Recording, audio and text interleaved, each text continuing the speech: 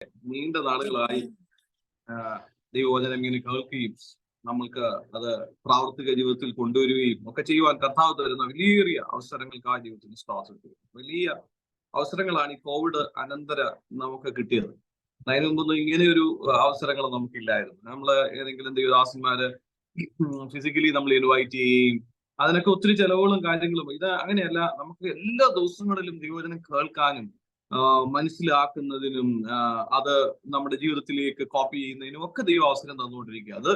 ഇതെല്ലാം വിളിച്ചറിയിക്കുന്ന ഒരു കാര്യമുണ്ട്.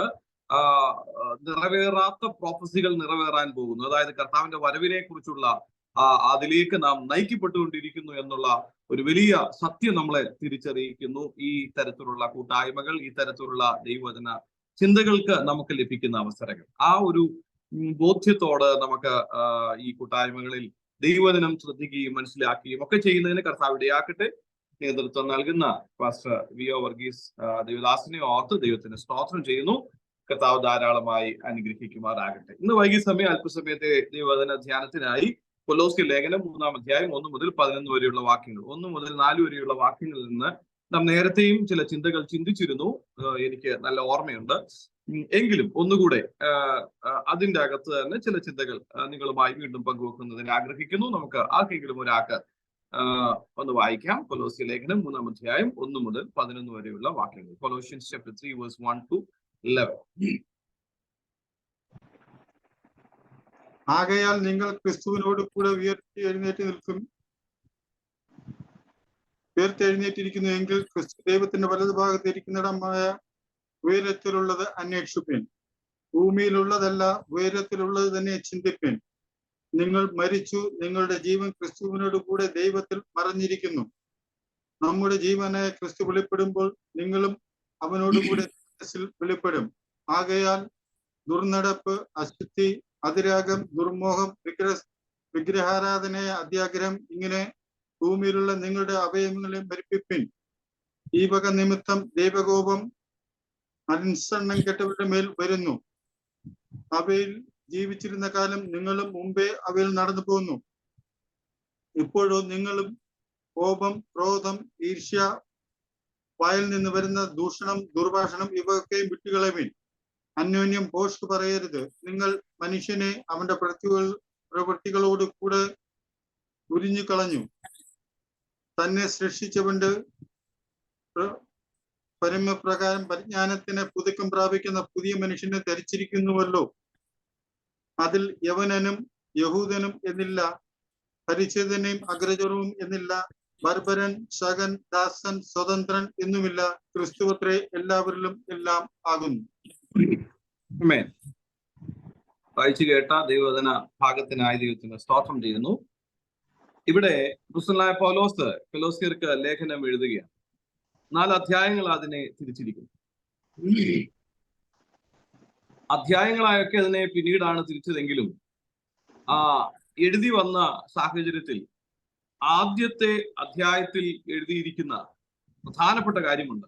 അതിതാണ് ഡോക്ട്രിനലായിട്ടുള്ള കാര്യം, ഉപദേശപരമായിട്ടുള്ള അനേക വസ്തുതകൾ അതിൻ്റെ അതിൽ എഴുതിയിരിക്കുക. യേശു ക്രിസ്തുവിനെ കുറിച്ച്, ഉപദേശപരമായ കാര്യങ്ങളെ കുറിച്ച് ഒക്കെ അവിടെ രേഖപ്പെടുത്തി. 1-ാം അധ്യായം.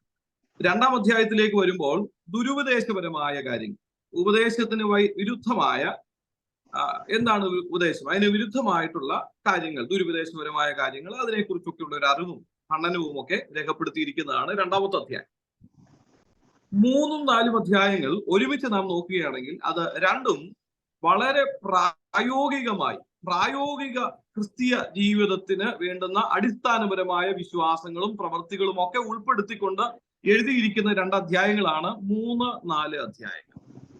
ഞാനിത് ഇങ്ങനെ ചിന്തിക്കുകയും പഠിക്കുകയും ഒക്കെ കഴിഞ്ഞ ദിവസങ്ങളൊക്കെ ചെയ്തപ്പോഴും ഇന്ന് ഞാൻ വീണ്ടും ഒന്നുകൂടെ നോക്കിയപ്പോഴൊക്കെ മനസ്സിൽ വന്നൊരു ചിന്ത ഇതാണ്.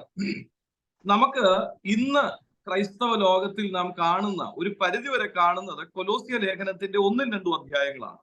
1-2 അധ്യായങ്ങൾ എന്താണ്? വളരെ വ്യക്തമായ ഉപദേശങ്ങളുണ്ട്.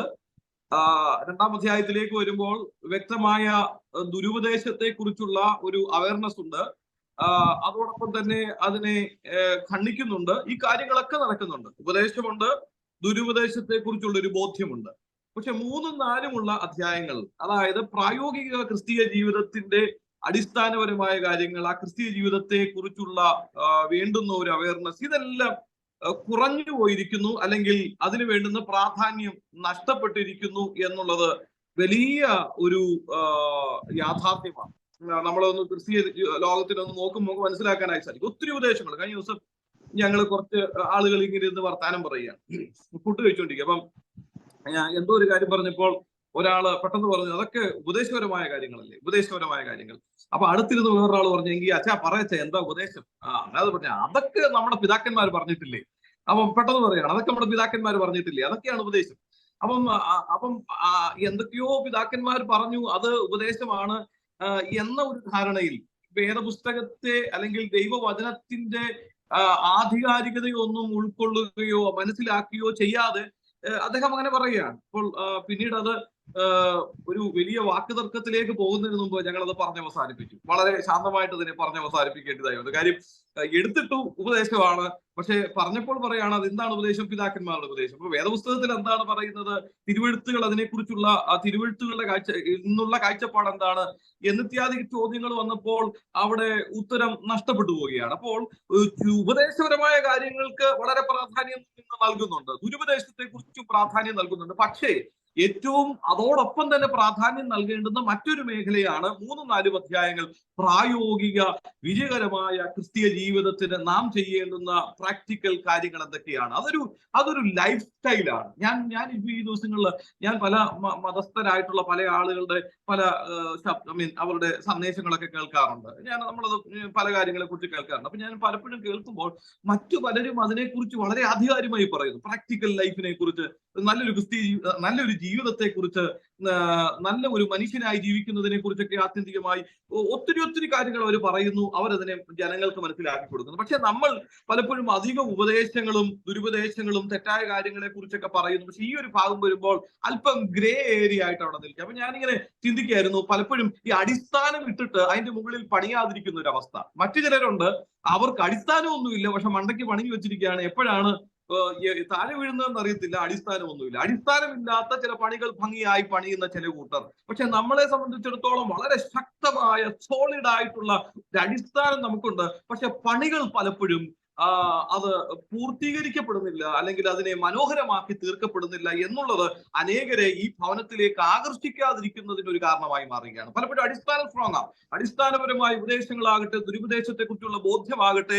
നമ്മൾക്കൊക്കെ ശക്തമായുണ്ടെങ്കിലും മനോഹരമായ ഒരു പണി അതിന്റെ മുകളിൽ പണിയാൻ കഴിയുന്നില്ല പ്രാക്ടിക്കൽ ക്രിസ്ത്യൻ ലൈഫിൽ എന്നത് ഒരു വളരെ വേദനിപ്പിക്കുന്ന ഒരു സത്യമാണ്. അത് പറഞ്ഞ് മുമ്പോട്ട് പോകട്ടെ. നമ്മൾ വായിച്ച ഭാഗത്തേക്ക് കടന്നു വരാം. ഇവിടെ ആ പ്രായോഗിക ക്രിസ്തീയ ജീവിതത്തിനെ ബേസ് ചെയ്തിട്ടുള്ള കുറെ കാര്യങ്ങളാണ് അപ്പോസ്തലനായ പൗലോസ് പറഞ്ഞു വരുന്നത്. നമുക്ക് ആ ഭാഗം ഒന്നുകൂടെ ഞാൻ വായിക്കുന്നു. ആകയാൽ നിങ്ങൾ ക്രിസ്തുവിനോടുകൂടെ ഉയർത്തെഴുന്നേറ്റിരിക്കുന്നു എങ്കിൽ, ഇവിടെ ആ ഒരു ക്രിസ്ത്യൻ ലൈഫിന്റെ അല്ലെങ്കിൽ ആ ഒരു ക്രിസ്തീയ ജീവിതത്തിന്റെ ഈ എന്താ പറയാ, നമ്മൾ ബേസിക് ആയിട്ട് മനസ്സിലാക്കേണ്ടുന്ന ചില കാര്യങ്ങളെ കുറിച്ച്, പ്രായോഗിക ക്രിസ്തീയ ജീവിതത്തിൽ മനസ്സിലാക്കേണ്ടുന്ന ചില അറിവുകളെ കുറിച്ചാണ് അവിടെ പറയുന്നത്. അപ്പം 3-ാം അധ്യായത്തിന്റെ 1 മുതൽ 11 വരെയുള്ള വാക്യങ്ങളാണ് നാം വായിച്ചത്. അതിൽ 1 മുതൽ 4 വരെയുള്ള വാക്യങ്ങളിൽ ഉയരത്തിലുള്ള കാര്യങ്ങളെ കുറിച്ച് പറയുമ്പോൾ 5 മുതൽ 9 വരെയുള്ള കാര്യങ്ങൾ ഭൂമിയിലുള്ള ചില കാര്യങ്ങളെ കുറിച്ച് പറയുകയാണ്. ഈ 10-ാമത്തെ വാക്യം പറയുന്നത് ഇങ്ങനെയാണ്, ഈ ഉയരത്തിലുള്ളതും ഭൂമിയിലുള്ളതിനെയും ബാലൻസ് ചെയ്ത് ജീവിക്കാൻ നാം എന്ത് ചെയ്യണം എന്നതിനെ കുറിച്ചാണ് 10-ാമത്തെ വാക്യത്തിൽ, 3-ാം അധ്യായത്തിന്റെ 10-ാമത്തെ വാക്യത്തിൽ പറയുന്നത്. നാം ഇന്ന് ചിന്തിക്കാൻ ആഗ്രഹിക്കുന്നത് 1 മുതൽ 4 വരെയുള്ള ഭാഗം ആ വാക്യത്തിൽ നിന്ന് മാത്രമാണ്. അവിടെ എഴുതിയിരിക്കുകയാണ്, നിങ്ങൾ ഉയർത്തെഴുന്നേറ്റിരിക്കുന്നു, ക്രിസ്തുവിനോടുകൂടെ ഉയർത്തെഴുന്നേറ്റിരിക്കുന്നു. നമ്മൾ കഴിഞ്ഞ ആഴ്ചയിൽ, എനിക്ക് തോന്നുന്നു കഴിഞ്ഞ ശനിയാഴ്ച നാം ചിന്തിച്ചൊരു ഭാഗമുണ്ട്. അപ്പോസ്തല പ്രവൃത്തിയിൽ നിന്ന്, അപ്പോസ്തല പ്രവൃത്തി 1-ാം അധ്യായം 1 മുതൽ 11 വരെയുള്ള വാക്യങ്ങളിൽ നിന്ന് നാം ചിന്തിച്ച 3 പ്രധാനപ്പെട്ട കാര്യങ്ങളുണ്ട്. അതിൽ ഏറ്റവും പ്രധാനപ്പെട്ട ആദ്യത്തെ കാര്യം ഇതായിരുന്നു, യേശു ക്രിസ്തു താൻ ഉയർത്തെഴുന്നേറ്റു. താൻ തന്റെ ശിഷ്യന്മാരോട് ഉയർത്തെഴുന്നേറ്റതിന് ശേഷം സ്വർഗാരോഹണത്തിന് മുമ്പ് തന്റെ ശിഷ്യന്മാരോടൊപ്പം 40 ദിവസം ചിലവഴിച്ച് അനേക ദൃഷ്ടാന്തങ്ങൾ, അനേക കാര്യങ്ങളിലൂടെ അവരെ പറഞ്ഞു മനസ്സിലാക്കുന്ന, അവരെ ബോധ്യമാക്കി കൊടുക്കുന്ന ഒരു കാര്യമുണ്ട്. ഞാൻ ജീവിക്കുന്നു എന്ന്, യേശു ജീവിക്കുന്നു എന്ന കാര്യം അവരെ ബോധ്യപ്പെടുത്തി കൊടുക്കുന്നു. 2, പരിശുദ്ധാത്മാവ് എന്ന കാര്യസ്ഥനെ കുറിച്ച് അവിടെ ബോധ്യപ്പെടുത്തി കൊടുക്കുന്നു. പലപ്പോഴും നമ്മൾ അറിയാതെയൊക്കെ പറഞ്ഞു പോകുന്ന പരിശുദ്ധാത്മാവ് തൃത്വത്തിൽ മൂന്നാമൻ, തൃത്വത്തിൽ രണ്ടാമൻ എന്നൊക്കെ പറയുന്ന ഒരു കാര്യം. അങ്ങനെയൊന്നുമില്ല. തൃത്വത്തിൽ എല്ലാം ഒരേപോലെ ഉള്ളൂ. എല്ലാവരും അങ്ങനെ 1, 2, 3 എന്നൊന്നും നമ്മുടെ ഭാഷയിൽ അങ്ങ് പറഞ്ഞു പോകുന്നതാ.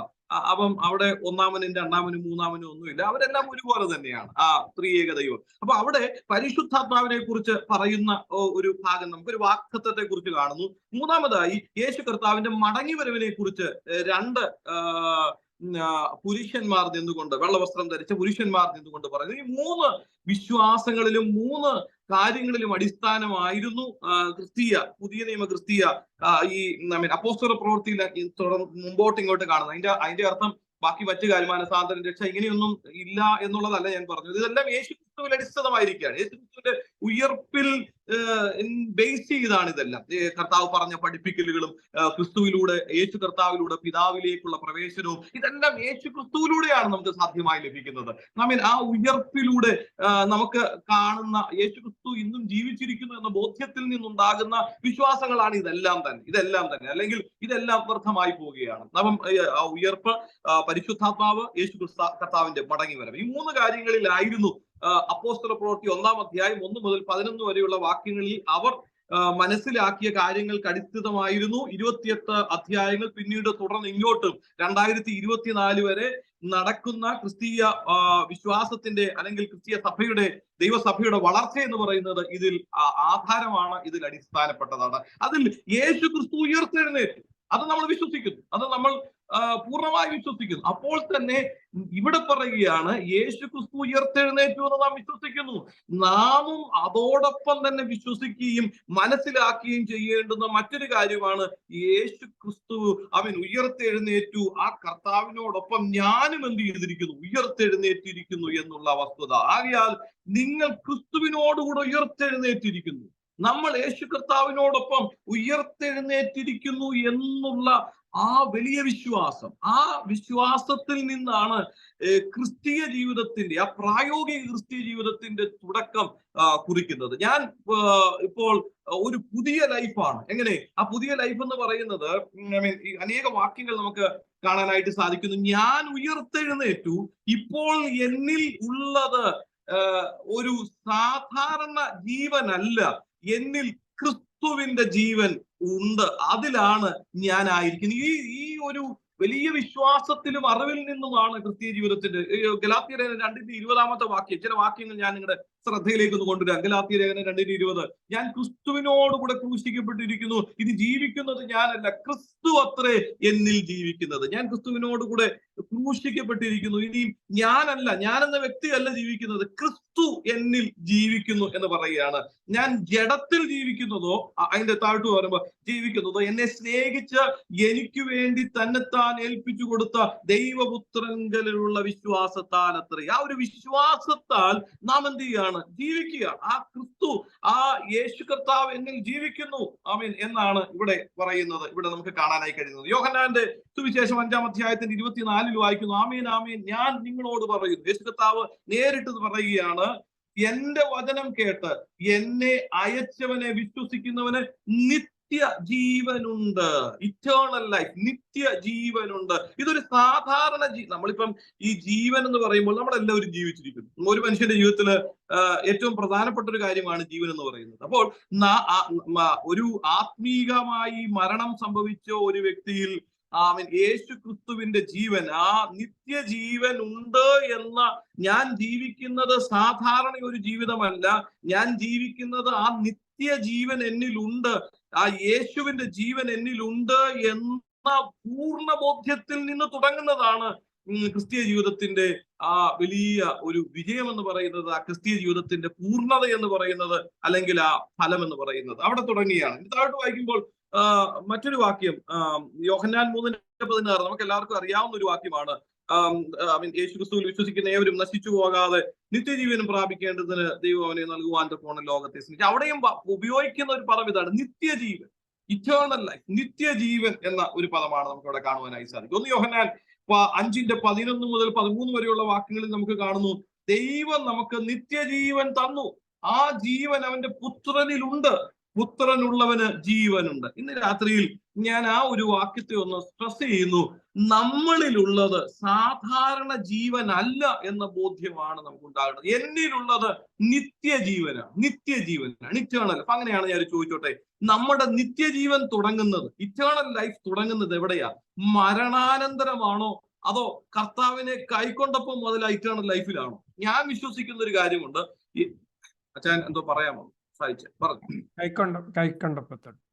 കൈക്കൊണ്ടപ്പോ തൊട്ട് ഞാൻ കഴിഞ്ഞ ദിവസം ഒരാളോട് പറഞ്ഞു, ഞാൻ ഇറ്റേണൽ ലൈഫിലാണ്, ആ നിത്യജീവനിലാണ്. പുള്ളി പറഞ്ഞു, അതെങ്ങനെയാ പാസ്റ്ററെ സംഭവിക്കുന്നത്? നമുക്ക് മരണാനന്തരം ഒക്കെ പിന്നീടല്ല ഈ നിത്യജീവൻ കിട്ടുന്നത്, അങ്ങനെയല്ലേ അത് സംഭവിക്കുന്നത്? ഞാൻ പറഞ്ഞു, അങ്ങനെയല്ല, ദൈവജനം അങ്ങനെയല്ല പറയുന്നത്. നമ്മളിൽ, എന്റെ ഉള്ളിൽ ആ നിത്യജീവൻ തന്നു, ഞാൻ ആ നിത്യജീവനില്ല. I am living in that eternal life. ഞാൻ അത് ഓൾറെഡി സ്റ്റാർട്ട് ചെയ്തു. അതുകൊണ്ടാണ് നിത്യജീവനിൽ ജീവിക്കുന്ന ഒരു വ്യക്തിക്ക് മരണം, ശാരീരിക മരണത്തെ കുറിച്ചോ അല്ലെങ്കിൽ ഈ ചുറ്റുപാടുകളിൽ സംഭവിക്കുന്ന എന്തെങ്കിലുമൊക്കെ കാര്യങ്ങളെ കുറിച്ചോ ഒന്നും വലിയ ഒരു ഭയമോ മറ്റു കാര്യങ്ങളോ ഇല്ലാത്ത കാര്യം. He's living in that eternal life. ആ ഒരു നിത്യജീവനിൽ ജീവിക്കാനായി തുടങ്ങിക്കഴിഞ്ഞു. ഇന്ന് രാത്രിയിൽ ഇവിടെ ഇരിക്കുന്ന, എന്നെ കേൾക്കുന്ന, പറയുന്നു, നമ്മൾ ഒരുമിച്ച് മനസ്സിലാക്കേണ്ടുന്ന ഏറ്റവും പ്രധാനപ്പെട്ട ഒരു കാര്യം ഇതാണ്, നമ്മൾ ജീവിക്കുന്നത് ആ നിത്യ ജീവനിലാണ്. ആർക്കും എടുത്തു കളയാൻ കഴിയാത്ത, ആർക്കും നശിപ്പിക്കാൻ കഴിയാത്ത, ആർക്കും നഷ്ടപ്പെടുത്താൻ കഴിയാത്ത ആ നിത്യ ജീവനിലാണ് ഞാനും നിങ്ങളും ജീവിക്കുന്നത് എന്ന ബോധ്യം എനിക്കും നിങ്ങൾക്കും വീണ്ടും ഒരു പ്രാവശ്യം കൂടെ ഉണ്ടാകുന്നതിന് കർത്താവ് നമ്മളെ സഹായിക്കട്ടെ. അപ്പൊ ഈ അറിവ് ഞാനത് ഇങ്ങനെ പറയാന്, അറിവ് നമ്മളെ വിശ്വാസത്തിലേക്ക് നയിക്കുന്നു, വിശ്വാസം നമ്മളെ അനുഭവത്തിലേക്ക് നയിക്കുന്നു.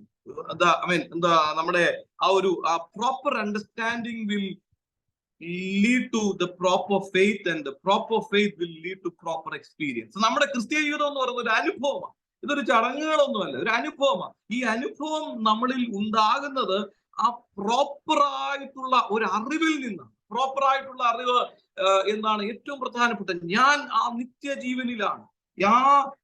കർത്താവിന്റെ ജീവൻ എന്നിൽ വ്യാപരിക്കുന്നു. ആ കർത്താവിന്റെ ജീവൻ എന്നിൽ വ്യാപരിക്കുന്നു. സാധാരണ ഒരു ജീവനല്ല എന്നിൽ ഉള്ളത്. ഞാനൊരു സാധാരണ വ്യക്തിയല്ല. എന്നെ അസാധാരണമായ ഒരു വ്യക്തിയാക്കി തീർക്കുന്നത് എന്റെ വിദ്യാഭ്യാസം അല്ല, അല്ലെങ്കിൽ എന്റെ അറിവല്ല, അല്ലെങ്കിൽ എന്റെ ഈ ഭൂമിയിൽ ഞാൻ സമ്പാദിച്ചു കൂട്ടിയതൊന്നുമല്ല. ഇതൊന്നുമല്ല എന്നെ വ്യത്യസ്തനാക്കുന്നത്. എന്നിലുള്ള ആ ജീവനാണ്. എന്താണ്? ആ നിത്യജീവൻ, യേശുവിന്റെ ജീവൻ എന്നിൽ വ്യാപരിക്കുന്നു എന്നുള്ള വലിയ വസ്തുതയാണ്. ഇതാണ്, ഈ ഒരു അറിവാണ് നമ്മളെ ക്രിസ്തു സ്വരൂപത്തോട് അനുരൂപരാക്കി തീർക്കുന്നതിനും നമ്മളെ പ്രേരിപ്പിക്കുന്നതും നമ്മളെ നയിക്കുന്നതുമായ ഒരു അറിവെന്ന് പറയുന്നത്. എന്റെ അകത്ത് വ്യാപരിക്കുന്നത് ആ ജീവനാണ്. ആ ജീവനാണ് എന്നിലുള്ളത്. അതുകൊണ്ട് എനിക്ക് അങ്ങനെയേ ചിന്തിക്കാനായി സാധിക്കത്തുള്ളൂ, അങ്ങനെയേ പ്രവർത്തിക്കാനായി കഴിയത്തുള്ളൂ, അങ്ങനെയേ നടക്കാൻ കഴിയത്തുള്ളൂ, അങ്ങനെയേ ജീവിക്കാൻ കഴിയത്തുള്ളൂ എന്ന് എന്നെ തന്നെ ഞാൻ എന്ത് ചെയ്യുക? ബോധ്യപ്പെടുത്തുകയാണ്. ആ ബോധ്യപ്പെടുത്തലുകളാണ് ക്രിസ്തീയ ജീവിതത്തിന്റെ വിജയം എന്ന് നമുക്ക് കാണാനായിട്ട് സാധിക്കും. നമുക്ക് ക്ഷമിക്കാൻ കഴിയുന്നതും അവിടെയാണ്. എന്റെ ഉള്ളിൽ വ്യാപരിക്കുന്നത് എന്റെ മനു എന്ന വ്യക്തിയുടെ ഒരു ജീവനല്ല. പഴയ മനുഷ്യന് ക്ഷമിക്കാൻ കഴിയില്ലായിരുന്നു, പഴയ മനുഷ്യന് സ്നേഹിക്കാൻ കഴിയില്ലായിരുന്നു, പഴയ മനുഷ്യന് അംഗീകരിക്കാൻ കഴിയില്ലായിരുന്നു, പഴയ മനുഷ്യന് സഹകരിക്കാൻ കഴിയില്ലായിരുന്നു, പഴയ മനുഷ്യന് ആളുകളോട് ഇടപെടുന്നതിൽ പരിമിതികൾ ഉണ്ടായിരുന്നു. പക്ഷെ ഇപ്പൊ അങ്ങനെ ഒന്നുമില്ല. കാര്യം എന്താണെന്നറിയാമോ? എന്റെ അകത്ത് ക്രിസ്തുവിന്റെ ജീവൻ വ്യാപരിക്കുകയാണ്. എനിക്ക് സ്നേഹിക്കുന്നതിൽ പരിമിതിയില്ല, ക്ഷമിക്കുന്നതിൽ പരിമിതിയില്ല, അല്ലെങ്കിൽ ഇടപെടുന്നതിൽ പരിമിതിയില്ല. പരിമിതിയില്ലാത്ത നിലവാരത്തിൽ എന്റെ അകത്തിരിക്കുന്ന ആ ക്രിസ്തുവിന്റെ ജീവൻ എന്നെ പ്രോത്സാഹിപ്പിക്കുന്നു. ആ ഒരു ജീവിതം മറ്റുള്ളവർ കാണുമ്പോഴാണ് എന്നിലും നിങ്ങളിലൂടെയും ഒക്കെ ക്രിസ്തുവിലേക്ക് ആളുകൾ ആകർഷിക്കപ്പെടുകയുള്ളൂ. അടിസ്ഥാനം സ്ട്രോങ് ആയതുകൊണ്ട് മാത്രം പോരാ. അടിസ്ഥാനമൊക്കെ സ്ട്രോങ് ആണ്. ദുരുപദേശത്തെ കുറിച്ചുള്ള അറിവ് നമുക്കുണ്ട്.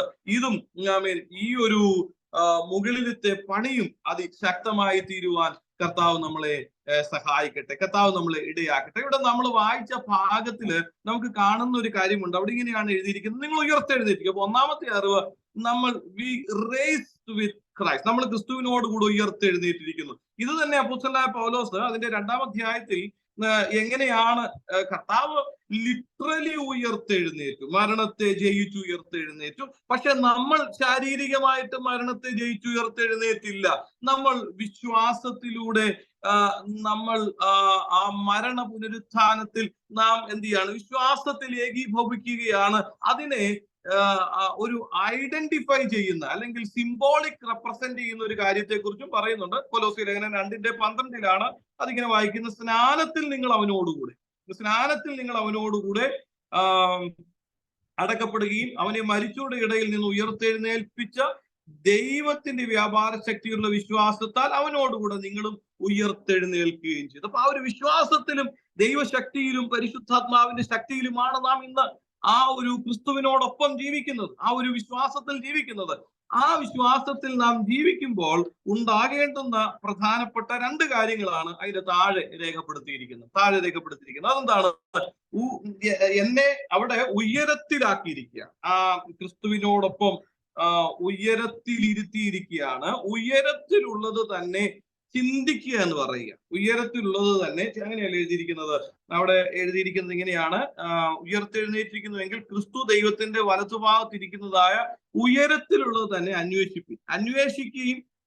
2ാമത് പറയുകയാണ്, 1 അന്വേഷിക്കുക, 2 ഭൂമിയിലുള്ളതല്ല ഉയരത്തിലുള്ളത് തന്നെ ചിന്തിക്കുക എന്ന് പറയും. അപ്പൊ 1ാമത്തെ അന്വേഷിക്കുക. നമ്മളെ സംബന്ധിച്ചിടത്തോളം ആവശ്യമുള്ള കാര്യങ്ങളാണ് നമ്മൾ അന്വേഷിക്കുന്നത്. നമ്മൾ അന്വേഷിക്കുന്നത് എന്താണ്? നമ്മുടെ ചുറ്റുപാടും നമുക്ക് ജീവൻ നിലനിർത്താൻ നമുക്ക് ആവശ്യമുള്ള കാര്യങ്ങൾ, നമുക്ക് ആവശ്യമുള്ളതും ആവശ്യമില്ലാത്തതുമായ കാര്യങ്ങളൊക്കെ നമ്മൾ അന്വേഷിക്കാറുണ്ട്. ഇന്ന് ഏറ്റവും കൂടുതൽ നമ്മൾ അന്വേഷിക്കുന്ന ഒരു മേഖലയാണ് ഗൂഗിളിലൊക്കെ. നമ്മൾ എത്രയോ കാര്യങ്ങളാണ് സെർച്ച് ചെയ്യുന്നത്, 1000കണക്കിന് കാര്യങ്ങൾ സെർച്ച് ചെയ്യുകയാണ്. എന്തെല്ലാം കാര്യങ്ങളാണ്! എല്ലാ അറിവും നാം സമ്പാദിക്കുന്നതും അന്വേഷിക്കുന്നതും ഈ ഗൂഗിളിലൂടെയാണ്. അങ്ങനെ പല നിലവാരത്തിൽ നാം പല കാര്യങ്ങൾ അന്വേഷിക്കുകയാണ്. ഇന്ന് ലോകത്തിൽ ഏറ്റവും അധികം പിശാചിന്റെ ഏറ്റവും വലിയൊരു തന്ത്രമായത് എന്താണെന്നറിയാമോ?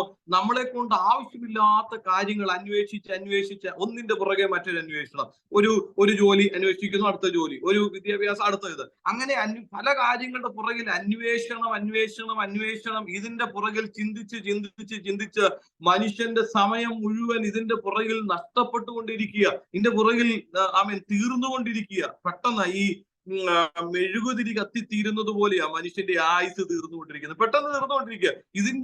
ഇതിന്റെ മുൻപിൽ ചെയ്തു തീർക്കേണ്ടുന്ന അനേക ഉത്തരവാദിത്തങ്ങളുണ്ട്. ഈ ഭൂമിയിൽ ദൈവം എനിക്ക് ജീവൻ തന്നതിന്റെ പുറകിൽ ഒരു ഉദ്ദേശമുണ്ട്. ഈ ഭൂമിയിൽ വെച്ചിരിക്കുന്ന ജീവൻ തന്ന അന്ന് തന്നെ അങ്ങ് എടുത്താൽ മതിയായിരുന്നല്ലോ കർത്താവ്.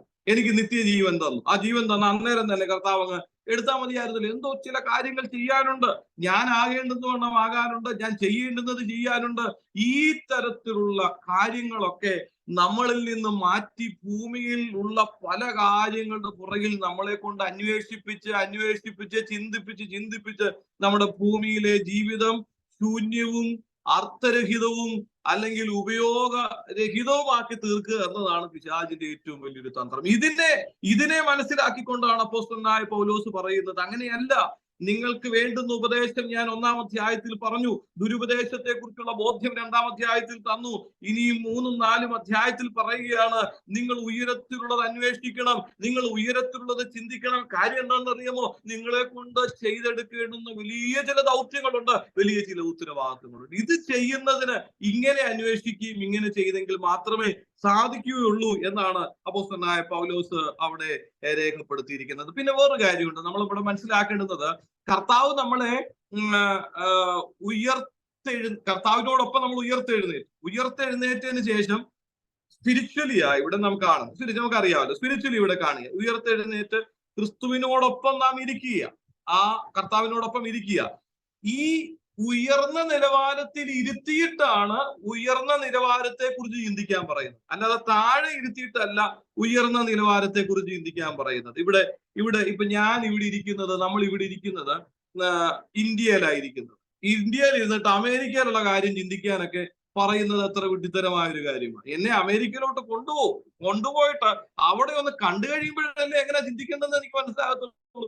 എന്നതുപോലെ യേശു കർത്താവിനോടൊപ്പം ഉയർത്തെഴുന്നേറ്റിരിക്കുന്ന എന്റെ ആത്മമനുഷ്യൻ ഇന്നിരിക്കുന്നത് കർത്താവിനോടൊപ്പമായിരിക്കുന്നത്.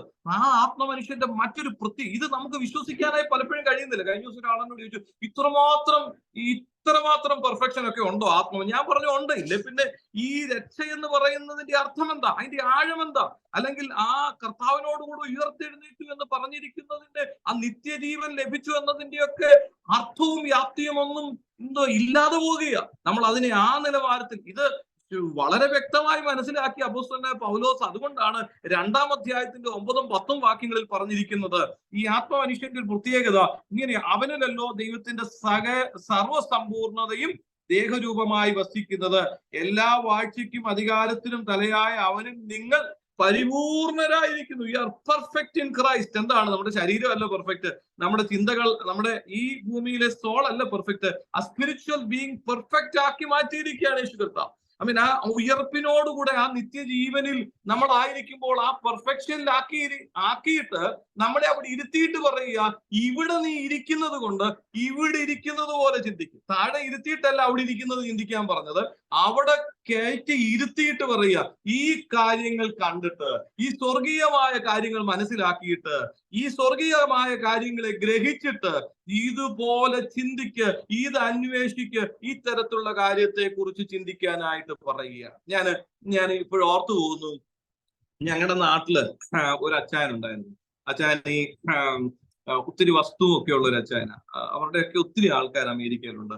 അപ്പം അച്ചായൻ അങ്ങനെ അധികം വലിയ വിദ്യാഭ്യാസമൊന്നും ഇല്ലാത്തതുകൊണ്ട് ആ വസ്തുക്കളുടെ മുഴുവൻ റബ്ബർ വെട്ടുന്ന പരിപാടിയാണ് ഈ അച്ചായൻ ഏൽപ്പിച്ചിരിക്കുന്നത്. അപ്പൊ രാവിലെ ഒരു കൈലിയൊക്കെ കൊടുക്കും, ഒരു ചെറിയ ബെന്നിയൻ എടുത്തിടും, ഇത്രയേ ഉള്ളൂ വസ്ത്രം. അത് കൊടുത്തിട്ട് പുള്ളി പോയി റബ്ബർ വെട്ടും, കാര്യങ്ങളൊക്കെ കഴിഞ്ഞിട്ട് ആ കറയൊക്കെ ആയിട്ടാണ് തിരികെ വരുന്നത്. പലപ്പോഴും ഞങ്ങൾ കാണുമ്പോൾ ഈ ഒരു ഇതിലാണ് അദ്ദേഹത്തെ കാണുന്നത്.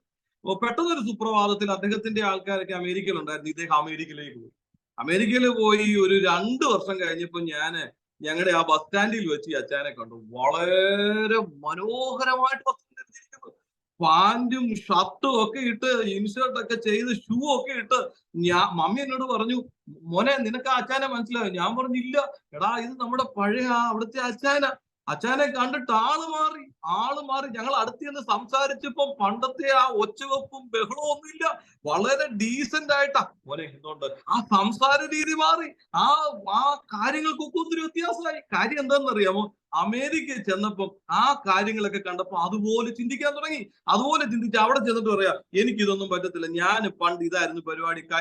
കൈലിയൊക്കെ എടുത്തോണ്ട് അവിടെയൊക്കെ നടന്നു കഴിഞ്ഞാൽ അവര് വല്ലതും പിടിച്ച് ഏതെങ്കിലും മാനസിക ആശുപത്രി കൊണ്ടുവന്നാക്കും. അങ്ങനെ ആക്കിയിട്ടുള്ളവരെ അറിയാം. എന്റെ അടുത്തൊരു സുഹൃത്ത്, എന്നെക്കാളൊക്കെ ഞങ്ങളുടെ പിതാവിന്റെ ഒരു സുഹൃത്തായിട്ട് വരും, പക്ഷെ ഞങ്ങളും നല്ല സുഹൃത്തുക്കളായിരുന്നു. അദ്ദേഹം വലിയൊരു അഡ്വക്കേറ്റ് ആണ്, MA LLB ഒക്കെയാ. പക്ഷെ അവിടെ ചെന്ന് കഴിഞ്ഞ് പുള്ളി വേറൊരു വ്യത്യസ്തമായ നിലവാരത്തിൽ നടക്കാൻ തുടങ്ങിയപ്പോഴത്തേക്ക് അദ്ദേഹത്തെ പിടിച്ച് അവിടെ അത്യാവശ്യം വേണ്ടുന്ന ചില ചികിത്സകളൊക്കെ കൊടുത്തു പറഞ്ഞു വിട്ടു. അപ്പൊ ഞാൻ പറഞ്ഞതിന്റെ സാരം, നമുക്ക് ഒരു സ്ഥലത്ത് ചെല്ലുമ്പോൾ അതുപോലെ ചിന്തിക്കാനായി കഴിയുന്നില്ലെങ്കിൽ നമ്മൾ അവിടെ എന്ത് ചെയ്യാണ്? വൈകൃതരായി മാറുകയാണ്. ഇതുപോലെ ദൈവരാജ്യത്തിലായിരിക്കുന്ന ആ സ്വർഗത്തിൽ കർത്താവിനോടൊപ്പം ആത്മീയമായി ഇരുത്തപ്പെട്ടിരിക്കുന്ന ഒരു ആത്മമനുഷ്യൻ ചിന്തിക്കേണ്ടുന്നത് ആ തരത്തിൽ ചിന്തിക്കണം. ഇല്ലെന്നുണ്ടെങ്കിൽ സ്വർഗം നമ്മളെ കാണുമ്പോൾ എങ്ങനെയാണ്? വളരെ പരിമിതിയുള്ളവരായി കാണുകയാണ്. അതുകൊണ്ട് ഈ വൈകി സമയം നമുക്ക് ആ നിലവാരത്തിൽ ചിന്തിക്കാൻ, മനുഷ്യൻ ചിന്തിക്കുന്നത് പോലെ, കർത്താവ് ചിന്തിക്കുന്നത് പോലെ ചിന്തിക്കാൻ കഴിയുന്ന തരത്തിൽ എന്റെയും നിങ്ങളെയും നമ്മുടെ ഒരുമിച്ച് ചിന്തകൾ ഉയർത്തപ്പെടാൻ കർത്താവ് സഹായിക്കട്ടെ. കർത്താവ് നമ്മളെ ഇടയാക്കട്ടെ. അതാണ് ആദ്യമേ ഞാൻ പറഞ്ഞത്, നമ്മുടെ അറിവ് നമ്മളെ ശരിയായ വിശ്വാസത്തിലേക്ക് നയിക്കുന്നു. ശരിയായ വിശ്വാസം നമ്മളെ ശരിയായ അനുഭവത്തിലേക്ക് നയിക്കുന്നു. ക്രിസ്ത്യ ജീവിതം ഒരു അനുഭവമാണ്. It's an experience. അതൊരു അനുഭവമാണ്. അനുദിനം ക്രിസ്തുവിനോടൊപ്പം. ഞാൻ വളരെ മനോഹരമായ ഒരു പാട്ട്, ദിനവും യേശുവിന്റെ കൂടെ, ദിനവും യേശുവിന്റെ ചാരെ, അങ്ങനെ ഒരു പാട്ടുണ്ട്. വളരെ മനോഹരമായ ഒരു പാട്ടാണ്. ഞങ്ങൾ ഇടയ്ക്കത് ഇവിടെ പാടും, കുഞ്ഞുങ്ങളോട് പാടും. അപ്പൊ നമ്മൾ ദിനവും യേശുവിനോടുകൂടെ, ഇത് വല്ലപ്പോഴും യേശുവിനോടുകൂടെ അല്ലെങ്കിൽ ഞായറാഴ്ചകളിൽ അങ്ങനെയൊന്നും നമുക്ക് തോന്നുകയില്ല. കാര്യം നമ്മളുടെ അകത്ത് വ്യാപരിക്കുന്നത് എന്റേതല്ല ജീവൻ, ഞാൻ ജീവിച്ചിരിക്കുന്നത്, എന്റെ ജീവൻ എന്ന് പറയുന്നത് ക്രിസ്തുവിന്റെ ജീവനാണ്. എന്റെ ജീവൻ അവിടെ അടുത്ത വായിക്കുന്നു, ക്രിസ്തുവിൽ മറഞ്ഞിരിക്കുന്നു. ക്രിസ്തുവിൽ മറഞ്ഞിരിക്കുന്നു. It is completely protected. അത് ക്രിസ്തുവിൽ മറഞ്ഞിരിക്കുന്ന ഒരു ജീവനാണ്. ഞാൻ എന്നിൽ വ്യാപരിക്കുന്നതും എന്നിലുള്ളതും എന്റെ ജീവൻ എന്ന് പറയുന്നത് അത് ക്രിസ്തുവിന്റെ ജീവനാണ് എന്ന ആ വലിയ ബോധ്യം, ആ വലിയ ഒരു ചിന്ത എന്നെയും നിങ്ങളെയും എന്താ പറയാ, കൊലോസ്യ ലേഖനം 1ഉം 2ഉം അധ്യായത്തിൽ മാത്രം ഒതുക്കി നിർത്താതെ 3ഉം 4ഉം അധ്യായത്തിലേക്ക് കൊണ്ടുവന്ന് ആ ഒരു എഴുത്തിന്റെ പൂർണ്ണതയിലേക്ക് എന്നെയും നിങ്ങളെയും നയിക്കുവാനിടയായിത്തീരും. നമുക്ക് പിശാചിന്റെ വലിയൊരു തന്ത്രവും അത് തന്നെയാണ്. പിശാചിന്റെ ഏറ്റവും വലിയ, ഞാൻ നേരത്തെ ഒരു പ്രാവശ്യം പറഞ്ഞിട്ടുണ്ടെന്ന് തോന്നുന്നു, പിശാചിന്റെ പ്രവർത്തികളെയൊക്കെ കർത്താവ് അഴിച്ചു കളഞ്ഞു. പിശാചിന്റെ പ്രവർത്തികളെയൊക്കെ അഴിച്ചു കളഞ്ഞു. ഇന്ന് അവൻ തന്ത്രങ്ങളുമായിട്ടാണ് പിശാചിന്റെ പ്രവർത്തികളെ അഴിപ്പാൻ തന്നെ ദൈവത്തിന് പ്രത്യക്ഷനായി. അപ്പൊ ഭയങ്കര തന്ത്രങ്ങളാണ്. ഈ തന്ത്രങ്ങൾ വെച്ച് തന്നെ നമ്മളെ പ്രവൃത്തിയാണെന്ന് വിശ്വസിപ്പിച്ച് പിശാചിന്റെ പ്രവൃത്തിയിൽ ഭയപ്പെട്ട് കഴിയുന്ന അനേക ദൈവമക്കളെന്ന് അഭിമാനിക്കുന്ന ഒത്തിരി പേരുണ്ട്. പിശാചിന്റെ തന്ത്രമാണ്, ഏറ്റവും വലിയ തന്ത്രമാണ് നമ്മളെ പല കാര്യത്തിൽ ഇങ്ങനെ പല കാര്യത്തിന്റെ പുറകെ അന്വേഷിപ്പിച്ചു കൊണ്ടുപോവുക, പല കാര്യങ്ങൾ ചിന്തിപ്പിക്കുക, ദൈവവചനത്തെക്കുറിച്ചും ദൈവിക കാര്യങ്ങളെക്കുറിച്ചും നമുക്ക് ചിന്തിക്കാൻ കഴിയാതെ വണ്ണം നമ്മളെ പല കാര്യത്തിൽ വ്യാപൃതരാക്കുക. ഇത് പിശാചിന്റെ ഏറ്റവും വലിയ ഒരു തന്ത്രമാണ്. ആ തന്ത്രത്തിൽ വീണുപോകാതിരിക്കാൻ നമുക്ക് ഒന്നാമതായി വിശ്വസിക്കേണ്ടുന്ന ഒരു പ്രധാനപ്പെട്ട കാര്യമാണ് എന്നിൽ ജീവിക്കുന്ന ജീവൻ. എന്നിലുള്ളത് സാധാരണ ജീവിതമല്ല, ഞാൻ നിത്യജീവനിലാണ്. ആ ക്രിസ്തുവിന്റെ ജീവൻ എന്നിൽ വ്യാപരിക്കുന്നു. ആർക്കും എന്നെ തളർത്താൻ കഴിയുകയില്ല, ആർക്കും എന്നെ ക്ഷീണിപ്പിക്കാൻ കഴിയുകയില്ല. ശാരീരികമായ രോഗങ്ങളാകട്ടെ, ഈ ലോകത്തിന്റെ വ്യക്തികളാകട്ടെ, സാമ്പത്തിക തകർച്ചകളാകട്ടെ, അല്ലെങ്കിൽ ആരുടെയെങ്കിലും വാക്കുകളാകട്ടെ, ഈ ലോകത്തിന്റെ അധികാരികളുടെ ഏതെങ്കിലും തരത്തിലുള്ള ഇടപെടലുകളാകട്ടെ, ഇതിനൊന്നിനും എന്നെ ക്ഷീണിപ്പിക്കുവാൻ, എന്നെ തളർത്താൻ, എന്നെ മാനസികമായി പുറകോട്ട് കൊണ്ടുപോകുവാൻ, എന്നെ മുമ്പിലുള്ള ലക്ഷ്യത്തിൽ നിന്ന് ഒരു ശകലം പോലും മാറ്റാൻ കഴിയുകയില്ല. കാര്യം ഇത് എന്റെ ജീവനല്ല, എന്റെ അകത്ത് വ്യാപരിക്കുന്നത് ക്രിസ്തുവിന്റെ ജീവനാണ്. ആ ജീവനിൽ ഞാൻ മുൻപോട്ട് പോകും, അതെന്നെ ശക്തീകരിക്കും. ആ ജീവനിൽ ഞാൻ മുമ്പോട്ട് നയിക്കപ്പെടും എന്ന ബോധ്യം എനിക്കും നിങ്ങൾക്കും വീണ്ടും ഒന്നുകൂടെ ഉണ്ടാകുവാൻ ഈ വൈകിയ സമയത്തെ ദൈവവചന ചിന്ത ഇടയാക്കട്ടെ, കാരണമാക്കി തീരട്ടെ. ഞാന് ഒരു കാര്യം കൂടെ പറഞ്ഞ് ഞാൻ ഇവിടെ അവസാനിപ്പിക്കുന്നതിനായിട്ട് ആഗ്രഹിക്കുന്നു. ഇവിടെ നമ്മൾ ആ വാക്യം ഒന്നുകൂടെ വായിക്കാം. 3-ാം അധ്യായത്തിന്റെ 1 മുതൽ 4 വരെയുള്ള വാക്യങ്ങൾ ഒന്നുകൂടി ഒന്ന് വായിച്ചാട്ടെ.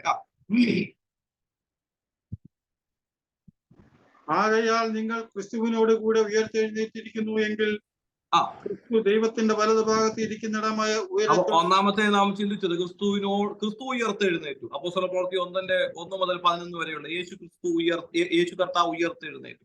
നമ്മളും ക്രിസ്തുവിനോടൊപ്പം ഉയർത്തെഴുന്നു. അതൊരു വിശ്വാസം, അവരറിവ് എന്നെ ആ പൂർണ്ണ വിശ്വാസത്തിലേക്ക് നയിച്ചു. ആ വിശ്വാസം എന്നെ ഒരു അനുഭവത്തിലേക്ക്, ആ ക്രിസ്തീയ അനുഭവത്തിലേക്ക് നയിക്കുകയാണ്. ആ അറിവും ആ വിശ്വാസവും ആ അനുഭവവും എന്നിൽ ആവശ്യപ്പെടുന്ന മറ്റ് കാര്യങ്ങളാണ്. അങ്ങനെയാണെങ്കിൽ നമ്മുടെ അന്വേഷണങ്ങളും നമ്മുടെ ചിന്തകളും ഉയരത്തിലുള്ളത് തന്നെയായിരിക്കണം. ഉയരത്തിലുള്ളത്, നമ്മൾ ഈ ഭൂമിയിൽ ഇരുത്തിയിട്ട് ഉയരത്തിലുള്ളത് ചിന്തിക്കാനല്ല പറഞ്ഞത്, ഉയരത്തിൽ തന്നെ ഇരുത്തിയിട്ട് കർത്താവ് പറയുകയാണ് ഈ ഉയരത്തിലുള്ളത് ചിന്തിക്കുക. താഴോട്ട് വായിച്ചത്, ഭൂമിയിലുള്ളതല്ല ഉയരത്തിലുള്ളത് തന്നെ ചിന്തിപ്പിൻ. ഭൂമിയിലുള്ളതല്ല ഉയരത്തിലുള്ളത് തന്നെ ചിന്തിക്കും. അത് വളരെ വ്യക്തമായിട്ട് പറയാണ്. ഉയരത്തുള്ളത് തന്നെ ചിന്തിക്കണം. അങ്ങനെ അല്ലാത്ത ചിന്തകൾ കടന്നു വരാൻ സാധ്യതയുണ്ട്.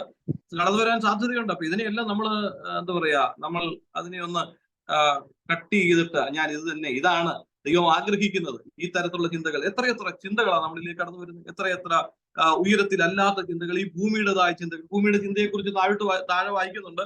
ഭൂമിയിലുള്ളത് എന്നത് പറഞ്ഞ് താഴോട്ട് വായിക്കുന്ന 5 മുതലുള്ള വാക്യങ്ങൾ, ആകയാൽ ദുർനടപ്പ്, അശുദ്ധി, അതിരാഗം, ദുർമോഹം, വിഗ്രഹാരാധന, അത്യാഗ്രഹം, ഇങ്ങനെ ഭൂമിയിലുള്ള നിങ്ങളുടെ അവയവങ്ങളെ മരിപ്പിപ്പി എന്ന് പറഞ്ഞു. അതായത് ചിന്തകളെന്നല്ല പറഞ്ഞത്, ഇതൊരു അവയവമായിട്ട് നമ്മളിലേക്ക്, നമ്മുടെ ശരീരത്തിന്റെ ഒരു അവയവമായി തന്നെ മാറിയിരിക്കുക. ഈ ഭൂമിയുടെ ഒരു അവയവമായി, ശരീരത്തിന്റെ ഒരു ഭാഗമായി മാറിയിരിക്കുകയാണ് എന്ത്?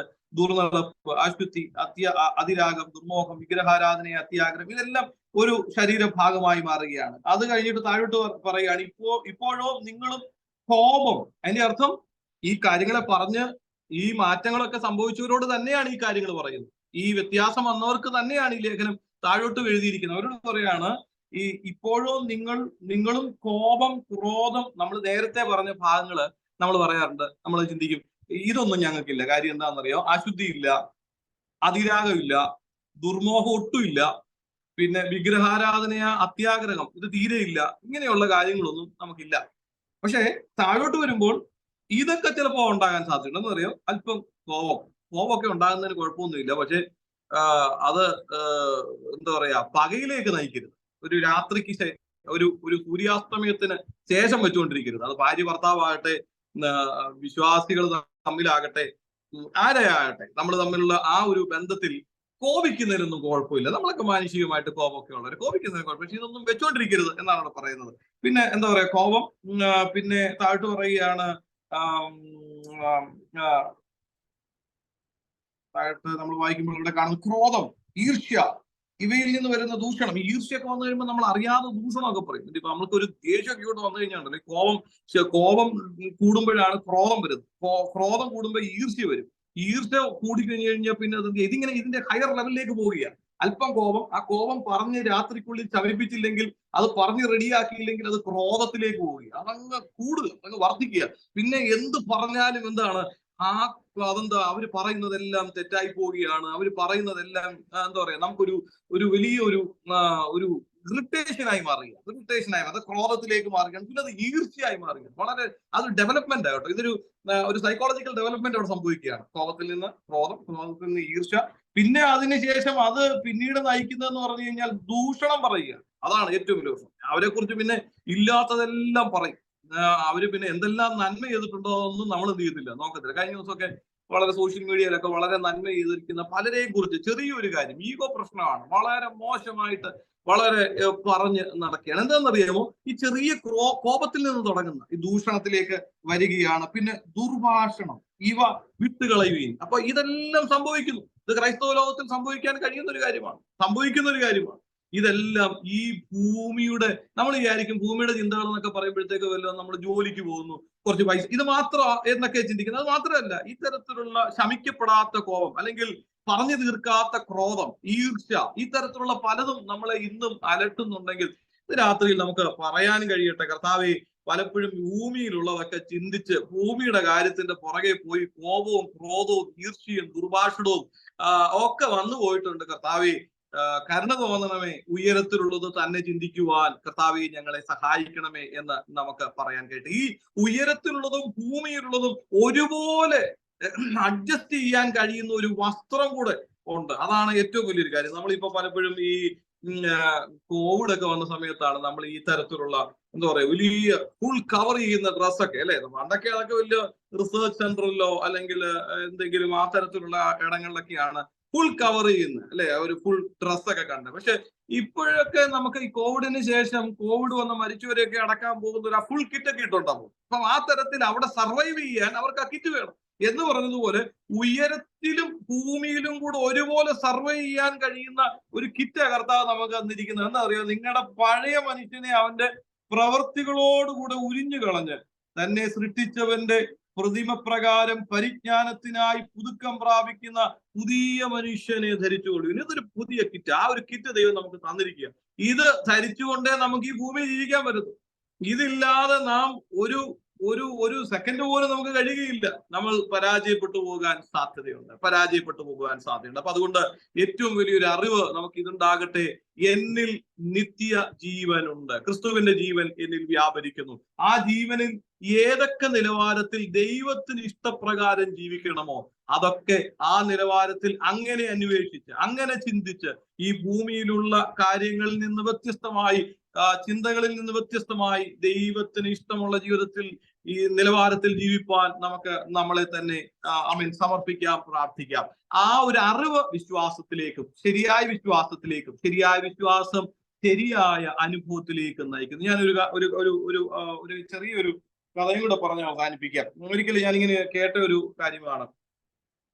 ഒരു ചെറുപ്പക്കാരൻ, അദ്ദേഹം ഒരു വളരെ ആഡംബരമായ ഒരു ഷിപ്പിൽ കയറുവാനിടയായി. കേട്ടിട്ടുണ്ടാകാൻ നിങ്ങൾ ഒരു പക്ഷേ. വളരെ ആഡംബരമായ ഒരു ഷിപ്പിൽ അദ്ദേഹത്തിന് വളരെ യാദൃച്ഛികമായി കയറാൻ ഒരു അവസരം ലഭിച്ചു. അദ്ദേഹത്തിന്റെ കൂട്ടുകാരോ കൊടുത്തതാ. അദ്ദേഹത്തിന് ഒരു ടിക്കറ്റ് കിട്ടി. പുള്ളി അകത്ത് കയറി ഒരു 4 ദിവസത്തെ ജേണി, 4 ദിവസത്തെ വോയേജ് ആണ്. അപ്പം ഒരു സ്ഥലത്ത് നിന്ന് മറ്റൊരു സ്ഥലത്തേക്ക് പോകുന്ന അത്യാധുനികമായ ഒരു ആഡംബര കപ്പലാണ്. അതിൻ്റെ അകത്തിലെല്ലാ വേണ്ടപ്പെട്ട കാര്യങ്ങളും ഭക്ഷണവും കാര്യങ്ങളും ഒക്കെ ഉണ്ട്. ഇദ്ദേഹം കയറി 2ാമത്തെ ദിവസം ഇദ്ദേഹത്തിന് എന്തായിപ്പോയി, പനിയും അസ്വസ്ഥതയൊക്കെ ആയി. അപ്പൊ അദ്ദേഹത്തിന് പനി ആയി കഴിഞ്ഞപ്പോൾ അദ്ദേഹത്തിന് ഇതിന്റെ അകത്തില് ഹോസ്പിറ്റലും ഡോക്ടർമാരും എല്ലാം ഉണ്ട്. അപ്പൊ ഞങ്ങളൊരു യാത്ര ഈ ഷിപ്പില് ഒന്ന് ചെയ്തപ്പോൾ ഞങ്ങൾക്ക് അത് മനസ്സിലായി. ഞങ്ങൾ ആൻഡമാൻസിൽ നിന്ന് വിശാഖപട്ടണം വരെ ഇങ്ങനെ ഒരു ഷിപ്പ് യാത്ര. അപ്പൊ അതിന്റെ അകത്തില് ഡോക്ടേഴ്സും ഹോസ്പിറ്റലും എല്ലാ കാര്യങ്ങളൊക്കെ ഉണ്ട്. അപ്പം കയറി കഴിഞ്ഞപ്പോഴത്തേക്ക് ഈ പയ്യന് വയ്യാതിരുന്നിട്ടും പുള്ളിക്ക് ഡോക്ടറെ ഒന്നും കാണാൻ പോകാൻ ഒരു മനസ്സില്ല. കാര്യം പുള്ളി വിചാരിച്ച് പുള്ളിയുടെ പൈസയൊന്നും ഇല്ല, ആ കൂടെ ഉള്ളത് ഈ ടിക്കറ്റ് മാത്രം. ഈ ടിക്കറ്റ് കൊണ്ട് അകത്ത് കയറി, ഇനിയിപ്പോ പൈസയും ഇല്ല, എങ്ങനെയാ ഡോക്ടറെ പോയി കാണുന്നത്? അവിടെ പോയി കൊടുക്കാൻ പൈസ ഇല്ല. ഡോക്ടറെ കണ്ടാൽ അത്യാവശ്യം പൈസ കൊടുക്കണ്ടേ? അപ്പൊ അത് മരുന്ന് മേടിക്കാനാണ് പൈസ ഇല്ല. പുള്ളി അവിടെ രോഗിയായിട്ട് അവിടെ കിടന്നു. പിന്നെ അത്യാവശ്യം ഭക്ഷണം കഴിക്കാനായിട്ടും പുള്ളി ചിന്തിച്ചപ്പോൾ എല്ലാവരും പോയി ഭക്ഷണം കഴിക്കുന്നു, പുള്ളിയുടെ കയ്യിൽ പൈസ ഇല്ല. വളരെ ക്ഷീണിതനായി താൻ 1ാമത്തെ ദിവസം കഴിഞ്ഞു, 2ാമത്തെ ദിവസം കഴിഞ്ഞു, 3ാമത്തെ ദിവസം ഇറങ്ങാനൊക്കെ, 4ാമത്തെ ദിവസം ഇറങ്ങാനൊക്കെ ആയപ്പോഴത്തേക്ക് അതിന്റെ ഉദ്യോഗസ്ഥർ വന്നിട്ട് ചോദിച്ചു, എന്റെ കുഞ്ഞെ നീ ഇറങ്ങുന്നില്ലേ? എല്ലാവരും ഇറങ്ങിപ്പോയി. അവൻ അവശ്യ നിലയിൽ അവിടെ കിടക്കുക, അവശ്യ നിലയിൽ അവിടെ കിടക്കുക. അവിടെ കിടന്ന് അവനോട് ചോദിച്ചപ്പോ അവൻ പറയുകയാണ്, എന്റെ കയ്യിൽ പൈസ ഇല്ലായിരുന്നു, എനിക്ക് ആ ഡോക്ടറെ ഒന്ന് പോയി കാണാൻ കഴിഞ്ഞില്ല, എനിക്ക് വേണ്ടുന്ന വണ്ണം ഭക്ഷണം മേടിച്ച് കഴിക്കാനായിട്ട് സാധിച്ചില്ല, എന്റെ കയ്യിൽ വേണ്ടത്ര സാമ്പത്തികം ഇല്ലാത്തതുകൊണ്ട് ഞാൻ ഇവിടെ കിടന്നു. ആ മനുഷ്യൻ വളരെ വേദനയോടും ദേഷ്യത്തോടൊക്കെ പറഞ്ഞു, നീ എത്ര വിഡ്ഢിയാ, നീ ടിക്കറ്റ് ഒക്കെ ആയിട്ടാണോ അതിന്റെ അകത്ത് കയറിയത്? പറഞ്ഞു, ടിക്കറ്റ് ഒക്കെ ഉണ്ട്, എന്റെ ഒരു കൂട്ടുകാരൻ എനിക്ക് അതൊക്കെ സ്പോൺസർ ചെയ്തു, ഞാൻ അകത്ത് കയറി. ടിക്കറ്റ് കാണിക്കാൻ പറഞ്ഞു. ടിക്കറ്റിന്റെ പുറകിൽ എഴുതിയിട്ടുണ്ട്, all the facilities in this ship it is free for the people those who are holding this ticket. ഈ ടിക്കറ്റ് ഉള്ളവർക്ക് ഈ ഷിപ്പിലുള്ള എല്ലാ കാര്യങ്ങളും എന്താണ് ഫ്രീ ആയിട്ട് കൊടുക്കുന്ന ഒരു കാര്യം. ഇത് അറിവ് ഈ ചെറുക്കൻ ഇല്ലാതെ പോയി. അറിവില്ലാത്തത് കൊണ്ട് അവനതൊന്ന് വിശ്വസിക്കാനോ അവനത് അനുഭവിക്കാനോ കഴിഞ്ഞില്ല. ഇത് തന്നെയാ പലപ്പോഴും ക്രൈസ്തവ ലോകത്തിലും ക്രിസ്തീയ വിശ്വാസത്തിലും നമുക്ക് സംഭവിക്കുന്നത്. നമ്മളിൽ വ്യാപരിക്കുന്നത് എന്താണ്, നമ്മളിൽ എന്താണ്, ഏത് ജീവനാണുള്ളത് എന്ന ഒരു വലിയ അറിവ് യഥാർത്ഥ ആ ഒരു വിശ്വാസം ക്രിസ്തുവിനോടൊപ്പമുള്ള, ക്രിസ്തുവിലുള്ള ആ വലിയ ജീവിതത്തിലേക്കും നമ്മളെ കൊണ്ടുപോവുകയാണ്. അത് വലിയൊരു അനുഭവമാണ്. അനുദിനം ക്രിസ്തുവിനോടൊപ്പം ജീവിക്കുന്ന ഒരു അനുഭവം എനിക്കും നിങ്ങൾക്കും ഉണ്ടാകുവാൻ, ആ അനുഭവത്തിൽ നമുക്ക് ജീവിപ്പാൻ കർത്താവ് നമ്മളെ സഹായിക്കട്ടെ. ആ യൗവനക്കാരൻ പറഞ്ഞതുപോലെ പലപ്പോഴും നമ്മള് പല കാര്യങ്ങളിൽ മുടക്കമുള്ള, അയ്യോ എനിക്ക് കിട്ടിയില്ല, ആരും എന്നെ സഹായിച്ചില്ല, എനിക്ക് പോകാൻ കഴിഞ്ഞില്ല, എനിക്കത് ലഭിച്ചില്ല, എല്ലാം ഇതിന്റെ അകത്തുണ്ട്. മുമ്പേ അവന്റെ രാജ്യവും നീതിയും അന്വേഷിച്ചാൽ മതി, ബാക്കിയുള്ളതൊക്കെ കർത്താവ് പ്രൊവൈഡ് ചെയ്തോളും. ഇവിടെയും പറഞ്ഞിരിക്കുന്നത് ഉയരത്തിലുള്ളത് അന്വേഷിക്കുവാൻ എനിക്കും നിങ്ങൾക്കും കഴിയട്ടെ, ഉയരത്തിലുള്ളത് ചിന്തിക്കാൻ കഴിയട്ടെ. ബാക്കി നമുക്ക് വേണ്ടി ചിന്തിക്കുന്ന ഒരു ദൈവം, നമുക്ക് വേണ്ടി പ്രവർത്തിക്കുന്ന ഒരു ദൈവം, നമുക്ക് വേണ്ടി കരുതുന്ന ഒരു ദൈവം, നമുക്ക് വേണ്ടി അന്വേഷിക്കുന്ന ഒരു ദൈവം. നമ്മളൊന്നും അന്വേഷിച്ച് പോകേണ്ട, കർത്താവ് നമുക്ക് വേണ്ടി അന്വേഷിക്കും. നമ്മൾ അവന്റെ രാജ്യവും നീതിയും ഒക്കെ അന്വേഷിക്കാൻ അല്പസമയം ജീവിതത്തിന്റെ തിരക്കുകൾക്കിടയിൽ മാറ്റിവെക്കുവാൻ ഇന്ന് രാത്രിയിൽ പരിശുദ്ധാത്മാവ് എന്നോടും എന്നെ കേൾക്കുന്ന കേൾവിക്കാരോട് പറയുന്നു. നമ്മുടെ തിരക്കുകൾക്കിടയിലും ദൈവരാജ്യത്തെ കുറിച്ച് ചിന്തിക്കുന്നവരായി, അന്വേഷിക്കുന്നവരായി, ഈ ദൈവരാജ്യത്തിന്റെ പ്രവേശനം ലഭിക്കാത്തവരായി ഇതിന്റെ ചുറ്റും നിൽക്കുന്ന അനേകർ ഇതിലേക്കൊന്ന് പ്രവേശിക്കാൻ, ഇരുളിൽ കിടക്കുന്നവർ ഇതിലേക്കൊന്ന് കയറാൻ എനിക്ക് എന്ത് ചെയ്യാൻ കഴിയും, എന്റെ ഉത്തരവാദിത്തങ്ങൾ എന്താണ്, എന്റെ ദൗത്യങ്ങൾ എന്താണെന്ന് മനസ്സിലാക്കി അവരെയും കൂടെ ഇതിലേക്ക് കയറ്റാൻ കഴിയുന്ന ദൈവത്തിന് ഇഷ്ടമുള്ള ഒരു ജീവിതം നയിക്കുവാൻ, ദൈവപ്രസാദകരമായ ഒരു ജീവിതം നയിപ്പാൻ എന്നെയും നിങ്ങളെയും കർത്താവ് സഹായിക്കട്ടെ. അതിനായി എന്നെയും എന്റെ കേൾവിക്കാരെയും ഒരുപോലെ ആഹ്വാനം ചെയ്തുകൊണ്ട് ഞാൻ എന്റെ വാക്കുകളെ ഇവിടെ അവസാനിപ്പിക്കുന്നു. ദൈവവചനത്തിൽ നാം വായിച്ചതുപോലെ ഉയരത്തിലുള്ളത് അന്വേഷിക്കാം, ഉയരത്തിലുള്ളത് ചിന്തിക്കാം. നമ്മുടെ ജീവൻ ക്രിസ്തുവിൽ മറഞ്ഞിരിക്കുന്നു. എല്ലാ ഭയങ്ങളും മാറിപ്പോട്ടെ. ക്രിസ്തുവിൽ മറഞ്ഞിരിക്കുന്നു. ആർക്കും പിശാചിന്റെ തന്ത്രങ്ങൾക്കും, പിശാചിന്റെ ഒരു തന്ത്രങ്ങൾക്കും തളർത്താൻ കഴിയാത്തവണ്ണം ഞാനും നിങ്ങളും ക്രിസ്തുവിൽ മറഞ്ഞിരിക്കുന്നു എന്ന വലിയ അറിവിലും വലിയ വിശ്വാസത്തിലും ആ അനുഭവത്തിലും മുമ്പോട്ട് പോകുവാൻ സർവശക്തനായ ദൈവം എല്ലാവരെയും സഹായിക്കട്ടെ. എല്ലാവരെയും ഇടയാണ്. Thank you. God bless U.